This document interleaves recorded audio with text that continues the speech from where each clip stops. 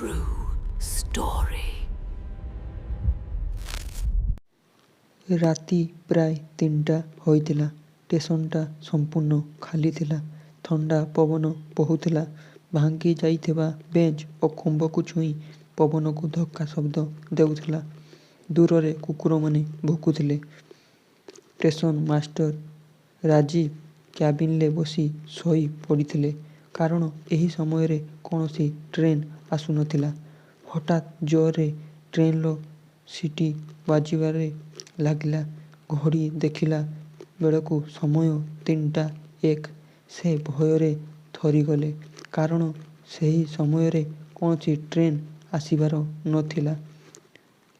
ସେ କଲ୍ କରି କଣ୍ଟ୍ରୋଲ ରୁମକୁ ପଚାରିଲେ, ଏହି ସମୟରେ କି ଟ୍ରେନ ଆସୁଛି?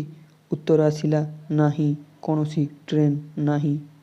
ରାଜୀବ ବାହାରକୁ ଦେଖିଲା। ଏକ କଳା ପୁରୁଣା ଟ୍ରେନ ଆସି ପ୍ଲାଟଫର୍ମରେ ରହିଛି। ଟ୍ରେନରେ ଆଲୋକ ନାହିଁ, ନାମ ନାହିଁ, ଇଞ୍ଜିନରେ ନମ୍ବର ମଧ୍ୟ ନାହିଁ।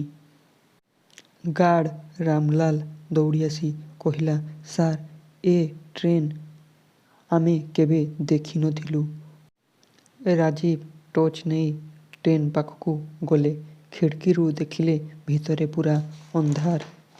ହଠାତ୍ ଏକ ଛୋଟ ପିଲା କାନ୍ଦିବାର ଶବ୍ଦ ଆସିଲା। ରାଜୀବ ଭୟରେ ଥିଲେ, କିନ୍ତୁ ଭିତରେ କ'ଣ ଅଛି ଦେଖିବାକୁ ଇଚ୍ଛା ହେଲା। ଦରଜା ଆପେ ଆପେ ଖୋଲିଗଲା। ଭିତରେ ପୁରୁଣା ସିଟ୍ ଓ ଫାଟି ଯାଇଥିବା କପଡ଼ା ପଡ଼ିଥିଲା। ହଠାତ୍ କେହି ତାଙ୍କ କାନ୍ଧରେ ହାତ ରଖିଲା ପରି ଲାଗିଲା। ସାଙ୍ଗେ ସାଙ୍ଗେ ପଛକୁ ବୁଲି ଦେଖିଲେ କେହି ନଥିଲେ। ରାମଲାଲ ବାହାରୁ ଚିତ୍କାର କଲା, ସାର୍, ଶୀଘ୍ର ବାହାରନ୍ତୁ। ରାଜୀବ ଦରଜା ଖୋଲିବାକୁ ଚେଷ୍ଟା କଲେ, ହେଲେ ଖୋଲିଲା ନାହିଁ। ଖିଡ଼ିକିରେ ଗ୍ଲାସରେ ରକ୍ତରେ କିଛି ଲେଖାଗଲା। ସେ ଆଗକୁ ଦେଖିଲେ ଏକ ଝିଅ ଚୁପଚାପ ବସିଛି।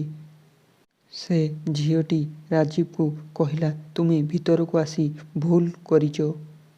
ରାଜୀବ ଟର୍ଚ୍ଚ ମାରିଲେ, କିନ୍ତୁ ଆଲୋକ ପଡ଼ିବା ସହିତ ଝିଅର ମୁହଁ ଗାଏବ ହୋଇଗଲା। ହଠାତ୍ ଟ୍ରେନର ସମସ୍ତ ସିଟରେ ଅନ୍ୟ ଲୋକମାନେ ବସିଥିବାର ଦେଖିଲେ। ସମସ୍ତେ ଶାନ୍ତ, ହେଲେ ତାଙ୍କ ମୁହଁ ନଥିଲା। ସେମାନେ ସମସ୍ତେ ଆବାଜରେ କହିଲେ, ଏବେ ତୁମେ ବଞ୍ଚିପାରିବ ନାହିଁ। ଟ୍ରେନର ଗତି ବଢ଼ିଲା। ରାଜୀବ ଚିତ୍କାର କରୁଛି, ମୋତେ ବଞ୍ଚାଅ, ମୋତେ ବଞ୍ଚାଅ। ପରଦିନ ସକାଳେ ଷ୍ଟେସନର ଲୋକମାନେ ଆସିଲେ। ରାଜୀବ ସେଠାରେ ନଥିଲା। ମାତ୍ର ଘଣ୍ଟାରେ ବାଜିଥିଲା 3ଟା 1।